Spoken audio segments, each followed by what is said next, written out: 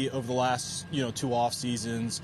We made some difficult decisions in order to set up the franchise for sustained success, but we're really excited about the young core that we have in place on, both sides of the ball, and are looking forward to see them grow and develop over the next, several weeks. I also want to just mention, Todd and his staff, they did a fantastic job running a great off-season program, and we're all looking forward to seeing their vision come to life on the grass here as we begin training camp. Last thing, before I open it up for questions, I wanted to just take a few moments to acknowledge Chris Powell and Scotty Springer. They've had a fantastic Cleveland Browns career. Chris was our longest tenured employee. Scotty was our third longest tenured employee. And between them, they have 5 decades of experience overseeing and running, the Browns crew. Those two individuals, they embody everything that you want from an employee: servant leadership, excellence in their role, and ultimate humility.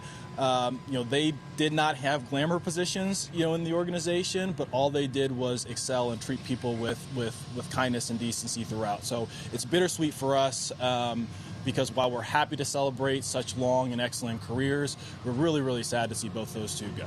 So with that, I'll open it up for questions. Can you maybe first address getting Denzel and Grant both wrapped up long term? How do you feel about that? Yeah, really excited. Those guys are, they're core members of our team. I was joking with Peter. I was like, okay, well, Denzel's 29 and Grant, he's 27, soon to turn 28, and they're the elder statesmen, of the team. But really excited to have those guys.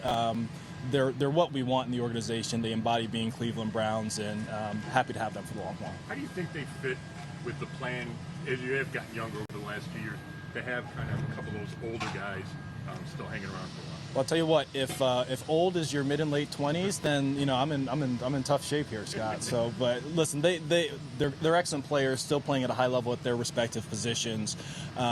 Really excited them as contributing members for the team. And how important is it that for guys like them and some of the other veterans on this team, when you have such a young core, a lot of those veterans that were here last year aren't here this year. How much do you expect to lean on them as you guys kind of try to shape up the culture of this current iteration of the Browns? Yeah, look, I think that, core veterans, let me back up. I don't think it's just for any veteran, just having veterans just have veterans. But when you have Denzel and Grant, who are top-level players and top-level people, they end up being kind of like tent poles, within your organization and within your roster. So it's a luxury and incredibly valuable to have, when you construct the team. And also, both those guys are homegrown. So. How much does extending both of those guys, who, I think third contracts for both of them with this organization, kind of maybe relax anyone that might have gotten a little nervous after the Miles trade, and seeing that just the organization showing commitment to guys that have really stepped up. I'll be honest, Daryl, that really didn't have any consideration into it. There are very few players in the NFL that get to third contracts. Now, maybe it's greater now that you're seeing more second contracts be 3-year terms as opposed to 5-year terms. But I think, since we've been here in 2020, the third contract guys have been, really Joel, Miles, and then really, these two. And it's an incredible accomplishment when you can get to that point. But you've got to be obviously the right type of player and right type of person. Andrew, just what about the timing too, and getting those done? You avoid any potential hold-ins, and just especially knowing, like you said, they're the elder statesmen, and you guys have a new coordinator and all that. Yeah, so I'd say a couple things. We're always very proactive with our players too. Candidly, we don't do hold-ins here, so our guys know that, but we're really happy to get those guys done, the business taken care of before camp. So quite honestly, I'm not sitting up here answering those questions from you all, and they can just get going and focus on playing football as opposed to what's happened with their deal. Andrew, when guys have their contract is up, but it's in place, but there's no guarantee of money. Does that then create a chance for open dialogue to do things? Honestly, Terry, I'm talking about big time. No, it's actually probably less about the lack of, guaranteed money, because to some degree, once we get to this point, it's for a veteran, it's in essence guaranteed anyway. So for ours, we've usually taken the policy that we will talk about any deal, 1 or 2 years early. That doesn't mean that we'll complete any deal 1 or 2 years early, and both those individuals fell into that category. Andrew Clowney came and left yesterday. Do you feel your need for a rotational end trumps age? He's 33. He doesn't seem to fit with the youth movement. Yeah, Tony, I think you can't look at the roster construction in a vacuum. Certainly, we've had a bit of a youth movement here, but that doesn't necessarily mean every transaction is going to be a 24-year-old player or something along those lines. Other things that come into play are certainly the role and fit. Financial costs, and then how it fits in the, let's say, the broader construction of either the position group or the side of the ball. So where do things stand with you and Clowney? Really good visit. Things that we still have to work through. Hopeful that we can add him to the team, but it's still in the balance. He doesn't seem like a guy that wants to toil through training camp. Would that be? I think that's an inaccurate perspective on him. I think he would tell you if he was standing up here, his most productive years are when he has a good hearty camp. I think that comment is quite honestly unfair. Andrew, as you go into a season where you guys are one of, or maybe the youngest teams in the league, how do you kind of judge the success of this year, just beyond the simplicity of wins and losses? So what's funny, Dan? I didn't know you would ask the question, but I was like, I need a better response because I keep getting asked this question this spring. I keep saying that young doesn't necessarily. The implication is young does not necessarily equal bad. I was looking it up. Out of the 7 teams that were the youngest last year, it included Green Bay, who's always young. It included Philadelphia, who won their division. It included Seattle, who won the Super Bowl, and included Baltimore. I don't think that that has to be a cop-out for expectation or performance, so to speak. But as we think about it, our goal going into the season is we want to be a tough and competitive team that develops and plays its best football towards the end. We want to control and focus on the things that we can control because so many things go into factor in terms of what happens over the course of the year. If we can focus on the narrow set of things that are within our control, how we prepare every day, how we organize, things of that nature, then we believe that we're going to be happy with what the end of the year looks like. Andrew, with past quarterback competitions with this organization, there always seemed to be a caveat that came with them. A piece of the roster might have been incomplete or whatever it was. Do you, when you look at this current quarterback competition and you look at the young skill guys that you have brought in here, do you kind of feel like this might be one of the more fair, balanced, equitable quarterback competitions that you guys have been able to have in a training camp for a long time? I don't know that I could. It's a good question, Darryl. I don't know that I could comment on that. I guess, part of it is, truth be told, we haven't even seen the team in pads yet. So, it's a projection in terms of what we have. We're excited about it, but, none of us really, truly know. I guess the second thing I would say is quarterback's a tough position to play in the NFL. No roster is perfect. So I understand what you're getting at. I don't know that it would be fair of me to characterize as okay, this is a more fair competition than others in the past. Andrew, it's a similar situation as last year where you have a crowded quarterback room, 4 guys, some young quarterbacks. Are you approaching it with a similar mindset as last year where you're open to taking 4 guys on a 53-man roster, but you're always also open to potentially... Yeah, I am. I think you've heard me say it's the most valuable position, and look, they've got to earn it. Where it's not just a situation where guys are on scholarship in terms of a roster spot. So we'll see. I don't think that you can necessarily be prescriptive at the beginning of camp because things are going to surprise you in both directions. Injuries are going to pop up. Opportunities that you don't foresee on July 31st, may show up on August 31st. So we try and maintain as much flexibility as possible. Do you think it's important to have the quarterback starter name for the joint practice? I think it's important to have the starting quarterback name before week 1.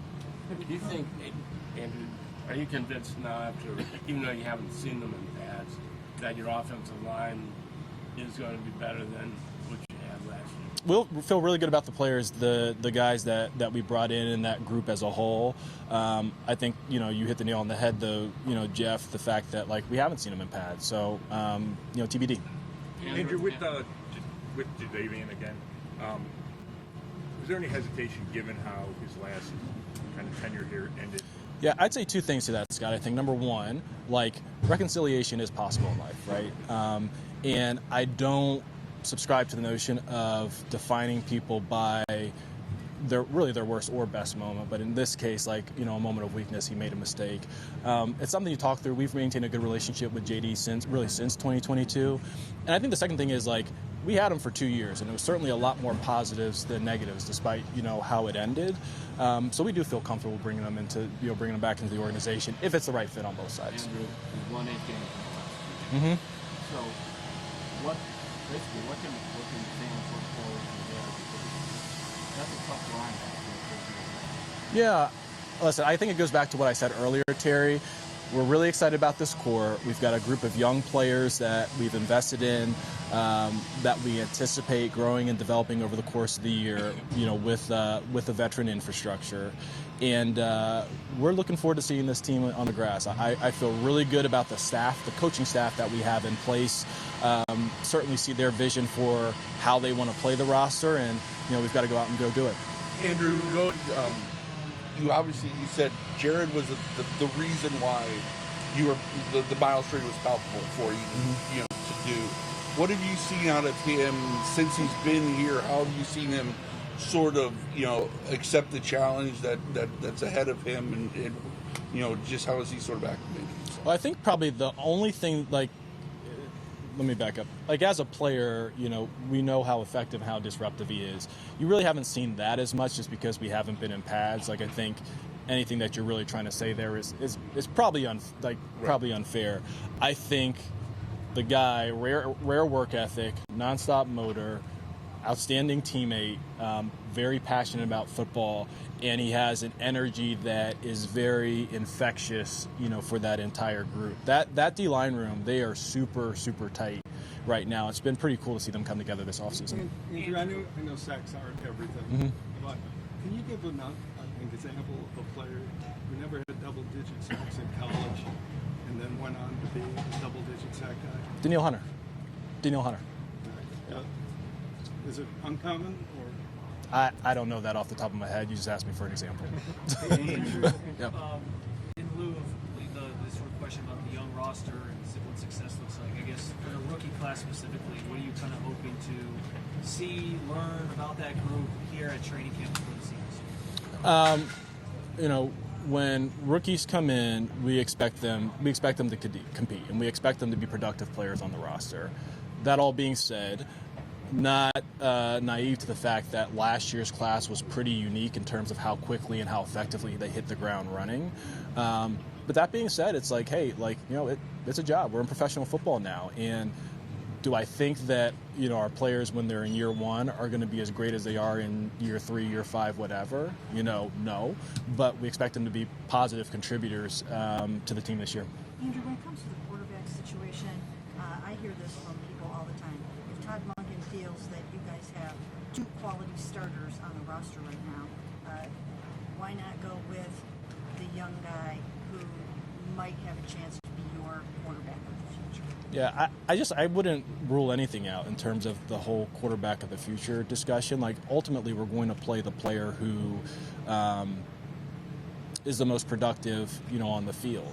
I know Scott's over here saying that 27 is old, but I think Deshaun's only 30. Deshaun's only 30. So there's no need to make any decisions about the future right now, and we'll let it play out and figure it out as we go. Andrew, it's obviously results business, and everyone's looking at the results of a given play, whether it's in practice or in a game, specifically to the quarterback. So, how do you, beyond just a completed pass, how do you, evaluate a quarterback's performance independent of the result? It's a good question, Dara. I think context matters, right?